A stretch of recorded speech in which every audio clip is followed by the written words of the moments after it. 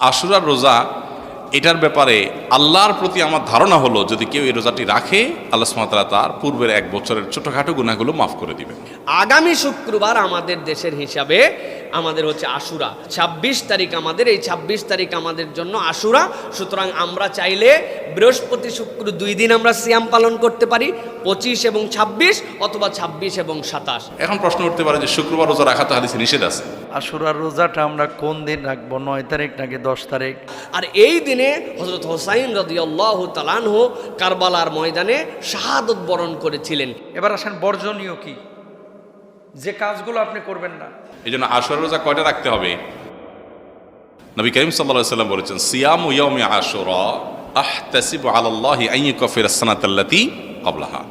আশুরার রোজা এটার ব্যাপারে আল্লাহর প্রতি আমার ধারণা হলো যদি কেউ এই রোজাটি রাখে আল্লাহ সুবহানাহু ওয়া তাআলা তার পূর্বের এক বছরের ছোটখাটো গুনাহগুলো মাফ করে দিবেন।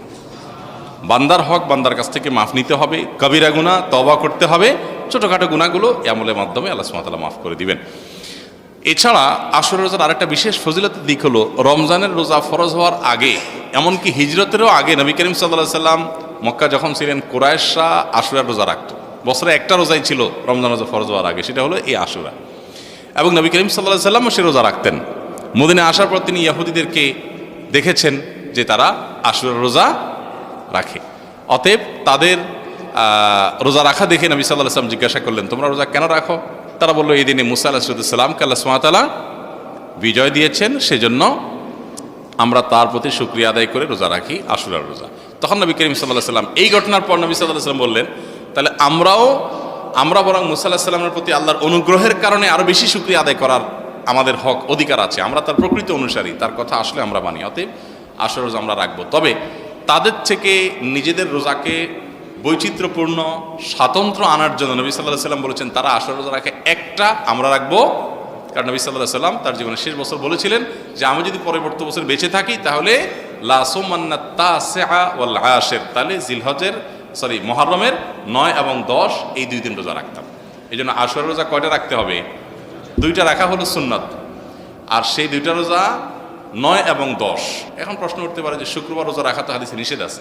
এর উত্তর হলো যে শুক্রবারকে শুক্রবার হিসেবে রোজা রাখা নিষেধ, কিন্তু শুক্রবারে অন্য কোনো অকেশন এসে পড়লে, রমজান মাস শুক্রবারে পড়লে আপনি রোজা রাখবেন না।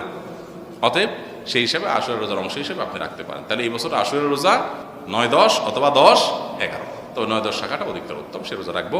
আল্লাহ সুবহানাহু ওয়া তাআলা আমাদেরকে আমলের তৌফিক দান করুন। মুহররম মাসের সবচেয়ে দামি আমল কোনটি? মুহররম মাসের সবচেয়ে দামি আমল, মুহররম মাসের একমাত্র রুটিন আমল হলো বেশি বেশি নফল রোজা রাখা, মানে বিশেষ আমল এই মাস উপলক্ষে। অতএব নফল রোজা বিশেষ করে রাখবেন, যে যতটুকু পান, এটাই মাসের আমল। প্রিয় ভাইরা, আশুরার যে মাস তথা মুহররম, এটা আল্লাহ রাব্বুল আলামিনের কাছে অনেক সম্মানিত একটা মাস। আল্লাহ এই একটা মাসের ব্যাপারে রাসূলুল্লাহ সাল্লাল্লাহু আলাইহি ওয়াসাল্লামের দ্বারা বলিয়েছেন শাহরুল্লাহিল মুহররম, এটা আল্লাহর মাস। সুতরাং নবী করিম সাল্লাল্লাহু আলাইহি ওয়াসাল্লাম বলেছেন কেউ যদি রোজা রাখতে চায় রমাদানের পরে ফজিলতের দিক দিয়ে সবচেয়ে বেশি, তাহলে সে যেন মুহররম মাসের রোজা রাখে। আর আশুরার রোজার ফজিলত কি? নবী করিম সাল্লাল্লাহু আলাইহি ওয়াসাল্লাম বলছেন, আহতাসিবু আলাল্লাহি আন ইউকাফিরা সানাতাল্লাতী ক্বাবলা। কেউ যদি আশুরার সিয়াম পালন করে, আশা করতেছে আল্লাহ বিগত বছরের সগীরা গুনাহ তার আমলনামা থেকে মাফ করে দিবেন। আল্লাহ রাব্বুল আলামিন মুসা আলাইহিস সালামকে ফিরআউনের কবল থেকে এই দিন মুক্ত করেছিলেন, এই জন্য আল্লাহ রাব্বুল আলামিনের নবী খুশিতে রোজা রাখতেন। নবীজি বললেন, আমি যদি হায়াতে থাকি আগামী বছর আমি 2টা রোজা রাখবো, 10-9-9ও রাখবো। আল্লাহ নবী এর আগে দুনিয়ার থেকে চলে গেছেন, এই জন্য ফুকাহে কেরামের মতামত 10 তারিখ রাখা উত্তম। কেউ যদি পারে তাহলে 9-10 মিলায় রাখবে, অথবা 10-এর সাথে কেউ 11ও মিলিয়ে রাখতে পারে। আগামী শুক্রবার আমাদের দেশের হিসাবে আমাদের হচ্ছে আশুরা, সম্ভবত 26 তারিখ, না 26 তারিখ আমাদের, এই 26 তারিখ আমাদের জন্য আশুরা। সুতরাং আমরা চাইলে বৃহস্পতি শুক্র 2 দিন আমরা সিয়াম পালন করতে পারি, 25 এবং 26 অথবা 26 এবং 27, এটা আমাদের জন্য গুরুত্বপূর্ণ। দ্বিতীয় বিষয়, আশুরা কেন্দ্রিক আমাদের যে আমল, যে আমলগুলো আমরা দেখতে পাই, তাজিয়া, হাই হোসেন করা, এইগুলোর সাথে শরীয়তের দূরতম কোনো সম্পর্ক নাই। অনেক ফজিলতের কথা শুনবেন, নূহ আলাইহিস সালামের মুক্তির দিন এইটা, তারপরে হচ্ছে সুলাইমান আলাইহিস সালামের এইটা, দাউদ আলাইহিস সালামের এইটা, একটাও হাদিস দ্বারা সাবেত নয়। একটা সাবেত ফেরাউনের কবল থেকে আল্লাহ রাব্বুল আলামিন মূসাকে মুক্ত করে দিয়েছিলেন। সুতরাং এইটা, আর এই দিনে হযরত হোসাইন রাদিয়াল্লাহু তাআলা আনহু কারবালার ময়দানে শাহাদত বরণ করেছিলেন। এইটা আশুরায় নবী করিম সাল্লাল্লাহু আলাইহি ওয়াসাল্লামের ফজিলত বলার অনেক পরে।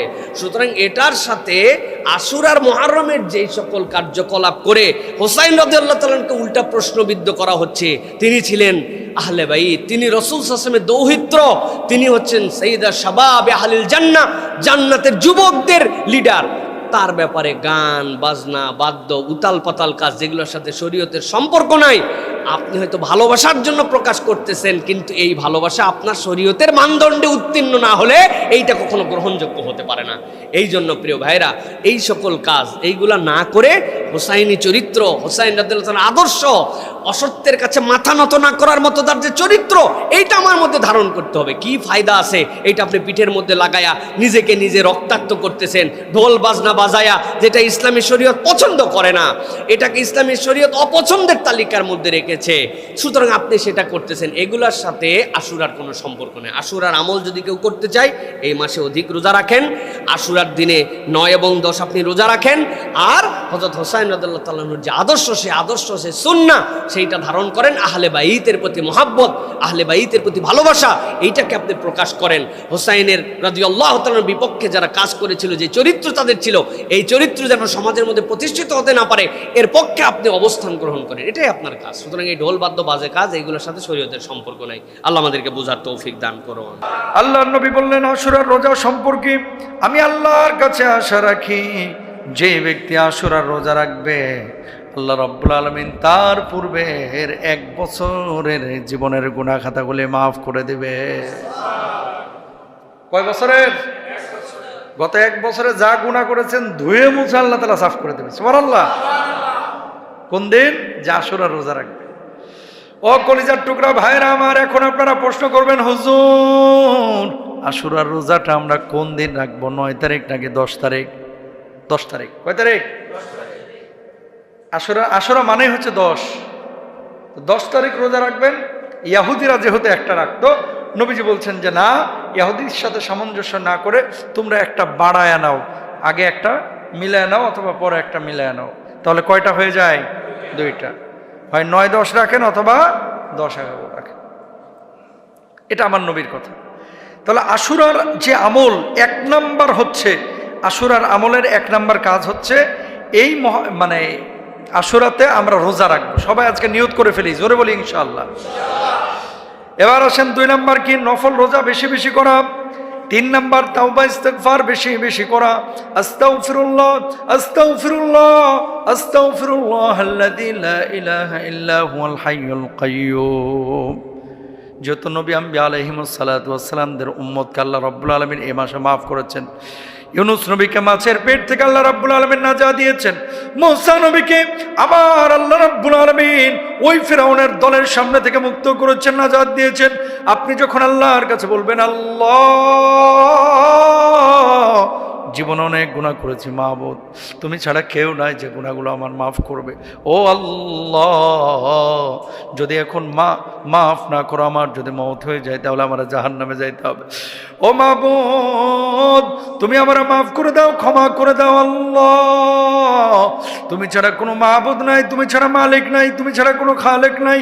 এইভাবে যখন তওবা ইস্তিগফার করবেন, সাইয়্যিদুল ইস্তিগফার করবেন, আর বারবার আল্লাহর কাছে বলবেন, আমার আল্লাহ রাব্বুল আলামিন আপনার জীবনের গুনাহ খাতাগুলি মাফ করে দিবেন। জোরে বলেন সুবহানাল্লাহ। 3 নাম্বার কাজ কি মনে আছে তো? কি করতে হবে? তওবা ইস্তিগফার বেশি করতে হবে। সবাই বলেন ইনশাআল্লাহ। 4 নাম্বার কি? কোরআন তেলাওয়াত বৃদ্ধি করেন এই মুহররম মাসে। কি করা? কোরআন তেলাওয়াত বৃদ্ধি করা। সবাই মনোযোগ দিই, কোরআন তেলাওয়াতটা বৃদ্ধি করবেন এই মুহররম মাসে। শুধু তেলাওয়াত করে না, একটু বুঝে তেলাওয়াত করার চেষ্টা করবেন ইনশাআল্লাহ। বলেন। এরপরে 5 নাম্বার দান সাদাকা করবেন। 6 নাম্বার আত্মসমালোচনা এবং নতুন হিজরি বছরের জন্য কিছু কর্ম পরিকল্পনা করবেন। কর্ম পরিকল্পনা মানে কি? যে 1 বছর যা হওয়ার হয়েছে, সামনের 1 বছর আমার 1 ওয়াক্ত নামাজ আমি ছাড়বো না ইনশাআল্লাহ। বলেন। সামনের 1 বছর আমি কোনো নফল রোজা ছাড়বো না ইনশাআল্লাহ। 1 বছর সুদ ঘুষ জেনা ব্যভিচার যা করেছি এই আগামী 1 বছর আল্লাহ আপনাকে হাজির নাজির জেনে বলছি, সাক্ষী রেখে বলছি, আমার দ্বারা আর কোনো পাপ আমি সংগঠন করব না। এ তো গেল মহরম মাসে করণীয়। কি করবেন আপনি? এবার আসেন বর্জনীয় কি, যে কাজগুলো আপনি করবেন না। বিশুদ্ধ হাদিস, একটু আগে যেটা বললাম আমি আপনাদেরকে, সহিহ মুসলিমের হাদিস, যে রোজা রাখলে 1 বছরের গুনাহ মাফ। এখন এই দিনে যদি রোজা না রেখে কেউ শরবত খায়, হাদিস অনুযায়ী কাজ হলো না হাদিসের বিপরীতে?